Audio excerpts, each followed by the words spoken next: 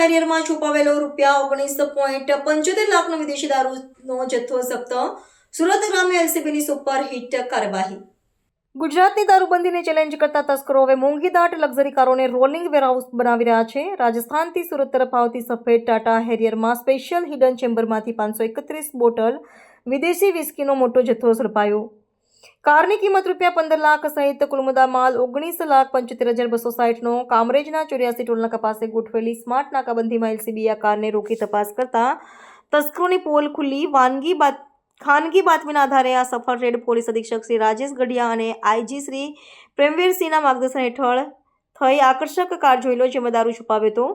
ઝડપાયેલો વિશાળ દારૂનો જથ્થો આવી જ બોટલો મળી. ઝડપાયેલા આરોપીઓ અનુપસિંહ વિરદસિંહ રાજપૂત, ઉંમર વર્ષ 45, મહેન્દ્રકુમાર નથુલાલ મેવાડા, વોન્ટેડ હરેશભાઈ તારાચંદ કલાલ. સફળતા માટે ક્લેબ પીઆઈ આરબી ભંટોળ, પીએસઆઈ એચસી મસાણી અને ખાખી એલસીબી ટીમને સલામ. આવી કાર્યવાહીઓથી ગુજરાતમાં બુટલેગિંગ પર લાગશે મજબૂત અંકુશ. પોલીસની આ સતર્કતા ફરી સાબિત કરે છે, કોઈ પણ કિમિયો અજમાવો, કાયદો તમને પકડી લેશે.